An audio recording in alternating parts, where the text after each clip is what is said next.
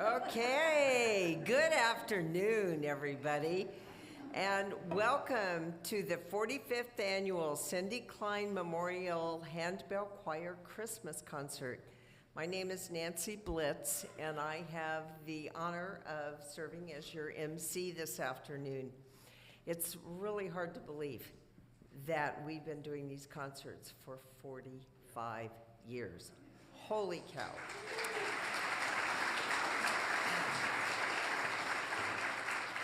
This year, most of our music is children's Christmas music. About midway through the concert, our choir director, Karen Condi, will try to answer any questions that you may have about the handbells, about the choir. Most of our choir members play at least 2 bells, 2 to 4, but Sarah and Lisa, identify yourselves, play numerous, and they double bell. They are talented ladies, so they have a few more. Nathan and Michael are also covering more bells. Gentlemen, there you go. And finally, before we get started, I want to direct your attention to the screens that are overhead so that you can take a look from time to time at some of the fun pictures that are up there. Okay, so are you ready? Ready. Let's get started. Our first piece is going to be was going to be Jingle Bell Rock, but the choir asked that be changed. So this is our one non-Christmas piece.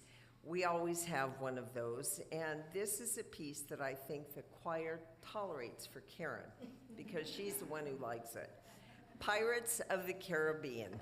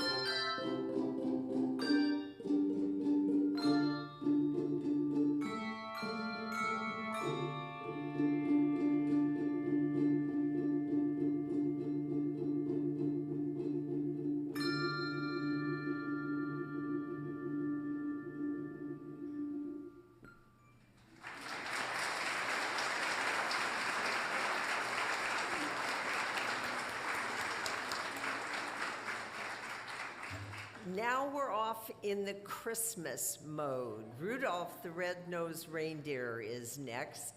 Johnny Marks adapted the story of Rudolph into a song. Gene Autry's recording of this song hit #1 on the Billboard Pop Singles chart the week of Christmas, 1949. Autry's recording sold 2.5 million copies the first year, eventually selling a total of 25 million, and it remained the second best-selling record of all times until the late 1980s. So, Rudolph the Red-Nosed Reindeer.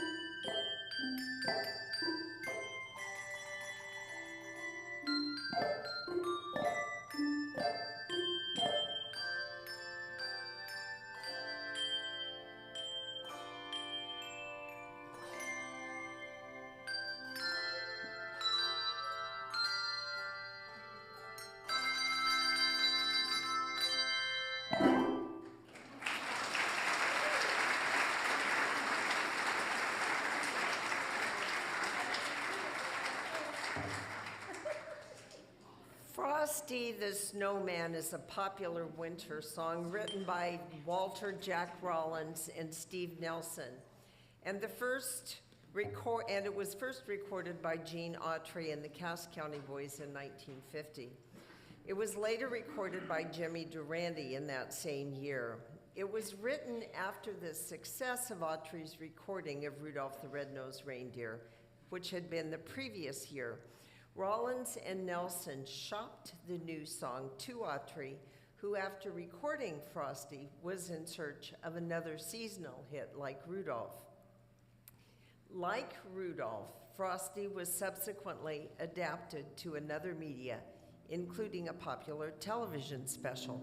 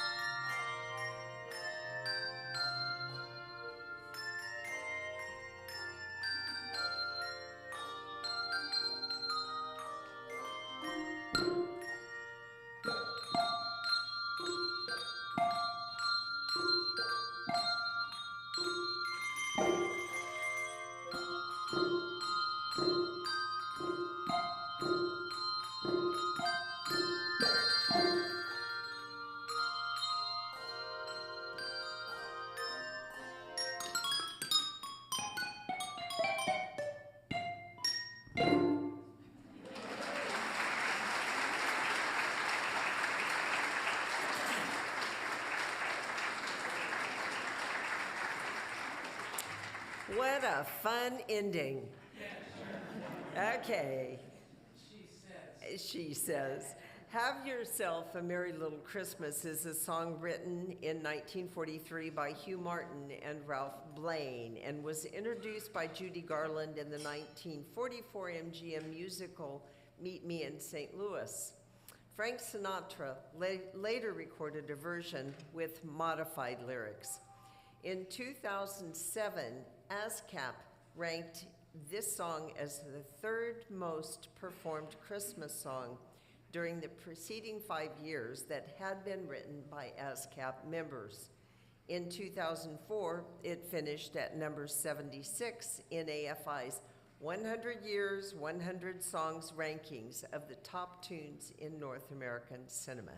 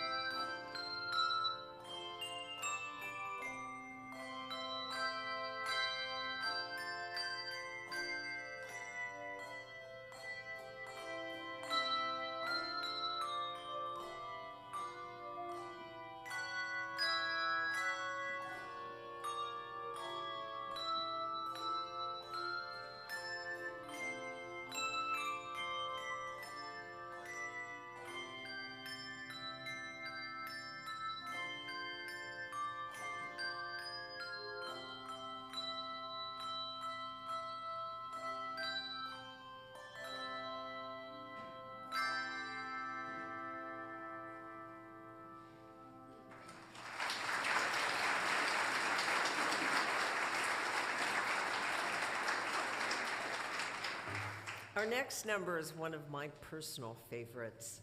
There's a story about the night that Jesus was born that doesn't appear in the Bible. It comes from a song that was written by Catherine Davis and Harry Honorati and Harry Simone. It tells about a little boy who comes to see the baby Jesus, but is upset because he doesn't have a gift to give. He thinks about it and then realizes he does have something he can share.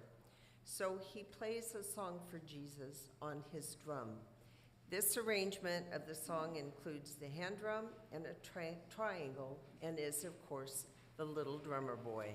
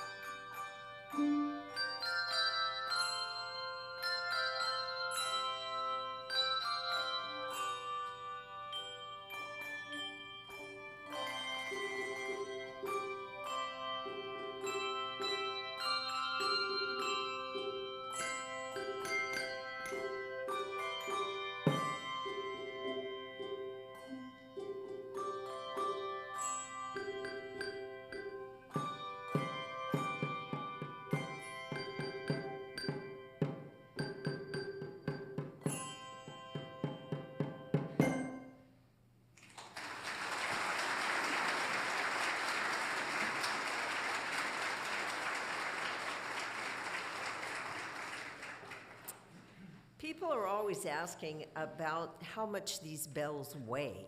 Well, the little ones are only a few ounces, but the big ones can weigh up to 8 pounds. Thank you, Nathan and Michael. They've got muscles, folks. It's really a good workout for all of the bell choir. The bells are made out of a brass alloy. Purchase of bells and repair of existing ones can be costly. Our next piece is Do You Hear What I Hear?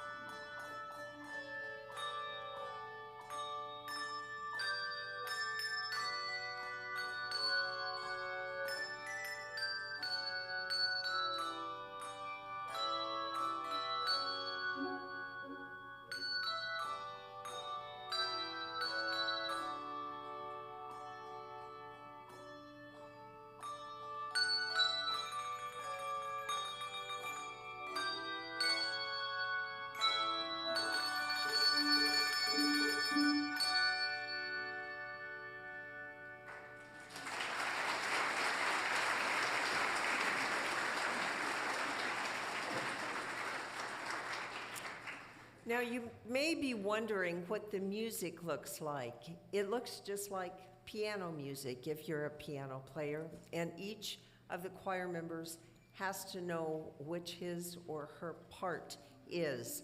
It's very complicated, and they have to count really, really well. I should note at this time as well that music is extremely expensive. One copy can cost $5 to $10. We buy 14 copies, so do the math. We're going to take a moment here to pass the plate. Hey, we're in church. It's what we do. Okay? We're going to take a free will offering to help offset some of the expenses. And so if you feel so moved to help us, that would be great. If you find that you're out of change in your pocket, there is a device in the narthex called the Giving Kiosk that will gladly accept your contribution. While some of our choir members are passing the plate, our director, Karen Condi, will field your questions about our bells and about the choir. So ask away. I'm here to answer any questions. No hands? How much do the bells cost? The little bells run about $200 a piece. So take a look at the big bells, and the big bells run anywhere from $2,000 to $4,000 a piece. The prices have gone up since we first purchased them. We get them from a company called in Pennsylvania, and they have a foundry there, and that's where they're made. And it used to be it would take you 6 months to maybe get them. You can get them pretty fast now. But we have 7 octaves from America, and then we bought 3 octaves from Gila Mountain. They didn't want theirs anymore, so we have their 3 octaves. So they're the same octaves that we have, the middle 3 octaves. So we have a lot of bells. Then we have melody chimes, which you will hear. They don't break. They don't break. Well, there's Tweety. Hi, Tweety. They don't. They've never, I've been in the group for 45 years, and they've never broken.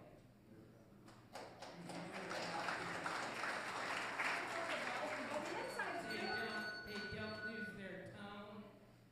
We have what are called melody chimes, and they're a little odd sounding, but I think that's just the way they're made.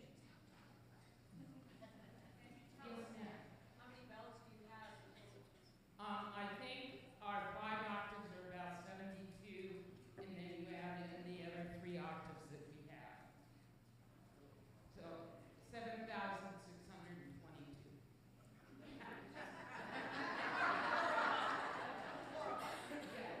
That's why Nathan and Michael play 400 bells. Any others out there? These are different questions from yesterday. You're doing good. Are we accepting new members to our choir, Karen? Yes, we are. If you're interested in playing, we would love to have you. Absolutely. We will start practices up January 9th. If you read music, that's fantastic. If you don't read music, that's okay. We'll take it. I've been known to teach a couple people how to read music. A couple people that are up there. Any other questions? There's a lady towards the back. Yes, ma'am. Can you tell us about the lady that the choir is named after? Okay,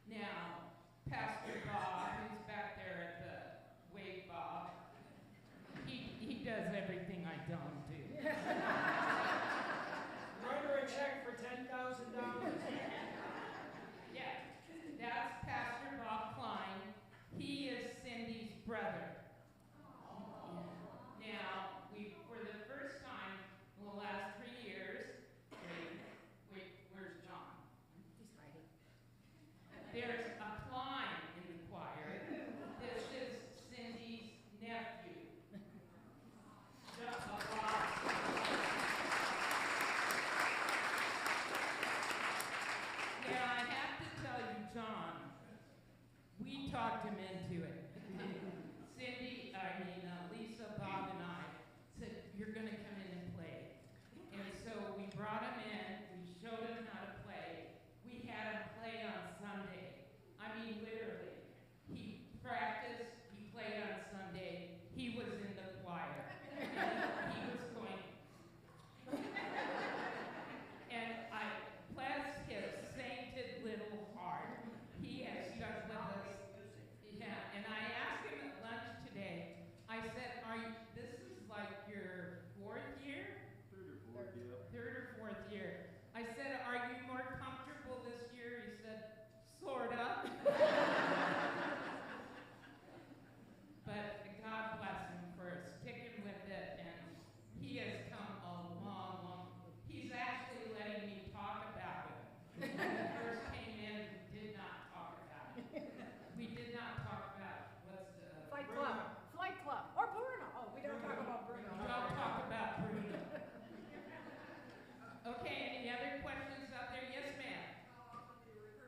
We practice once a week on Thursdays from 6 to 7:30. Did I see a hand? Valerie, you have a question? No. Pretty much all year. We get the month of July off. Yeah. Usually somebody asks why they wear gloves. The oils from the hands will irritate the bells and cause issues, so we always wear gloves.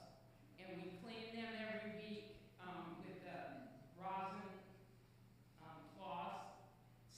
You will see some bell choirs, they don't wear gloves, and that's just against my grain. I started with gloves, I'm sticking with gloves, that's the way it is. Other instruments, some of the choir members don't even read music. I should say, Lisa is the manager of Fretworks, so she does play other instruments. I think there's a couple. Stephanie is the choir director here, and she's the choir director at Cibola, so yes, she does play other instruments. Besides having a beautiful voice.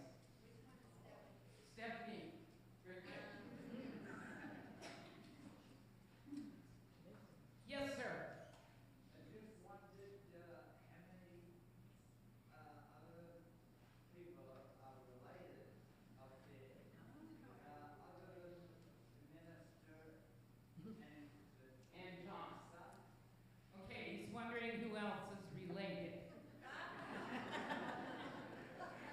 Family that rings together stays together. Okay. Lisa and Bob are married. We are?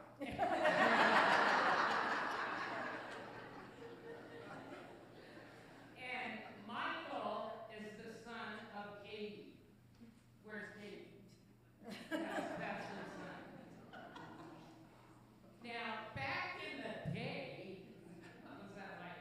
Annette's down there, who has the flu, that's why she's got her mask on. Her mother and her daughter played, so there were 3 generations in the choir. And my niece. Her mother, God rest her soul, was passed on, but we're still playing a song that she hates. I And- know that she's up and having to parent on young. Any other questions? Yes. How often do you just do a Christmas time? No, we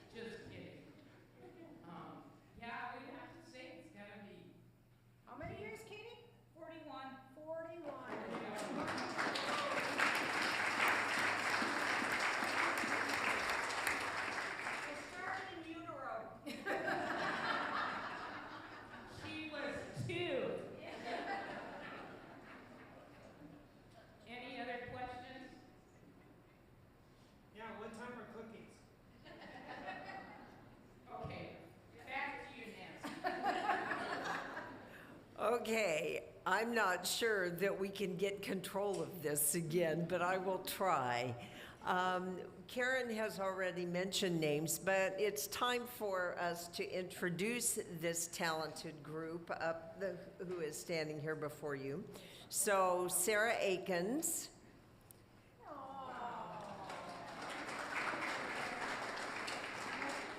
Oh, hi, Sarah. And I taught her in Sunday school when she looked like that. Yes, I did. Okay, Lisa Rammelt. And her esteemed husband, Robert Rammelt. Who, can I share that you are also the owner of the wardrobe of very festive men's Christmas jackets that you are enjoying with the choir members today. I'll share my website later.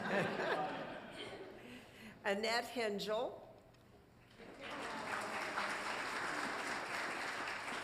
You've already met Jonathan Klein. And Katie Fuchs is our associate pastor at our church.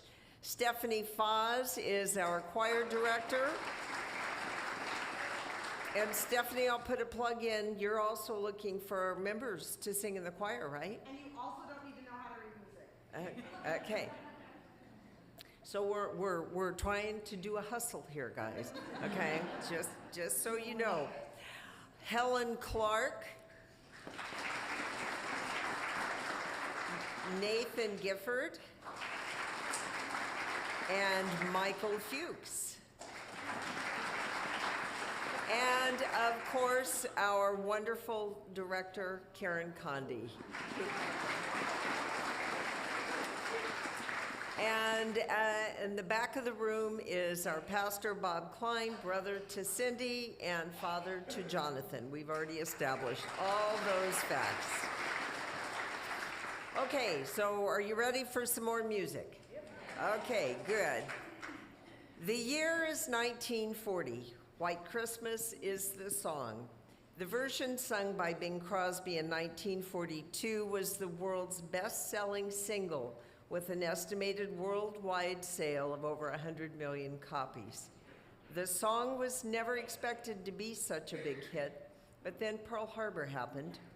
Bing sang the song over the Armed Forces Network, and as they say, the rest is history.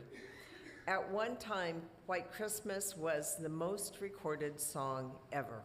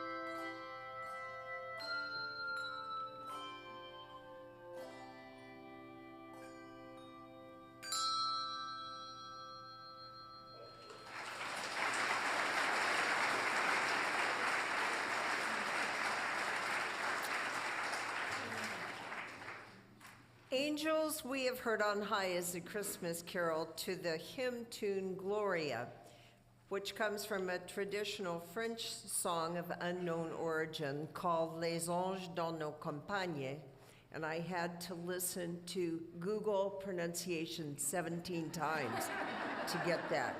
Les Anges dans nos campagnes. It has paraphrased English lyrics by James Chadwick. The song's subject is the birth of Jesus Christ as narrated in the Gospel of Luke. Specifically, it is the scene outside Bethlehem in which shepherds encounter a multitude of angels singing and praising the newborn child.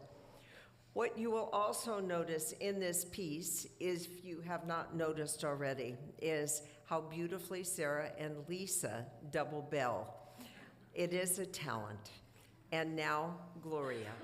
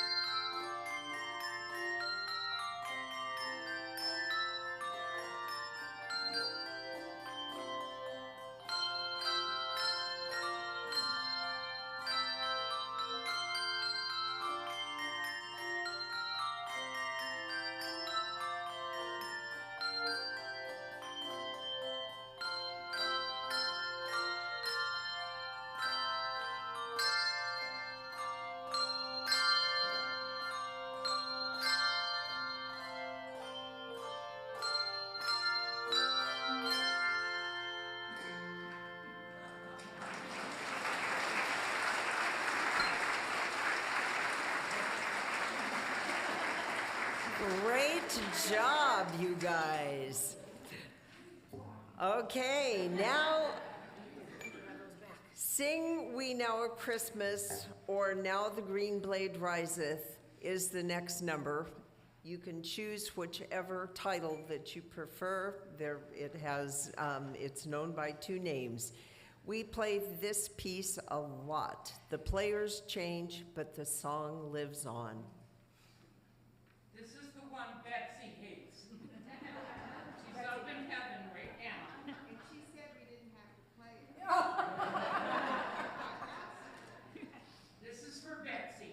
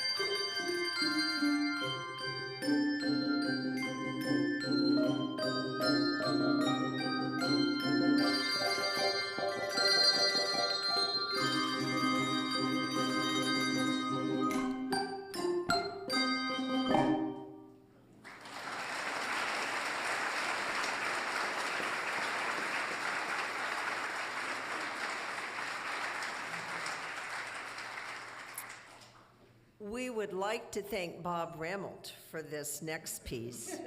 However, Sarah would like to burn it. You can try to sing along if you'd like, but be forewarned that it changes keys and does some other tricky things in the middle. Holly Jolly Christmas is a children's favorite, although maybe not the choir's.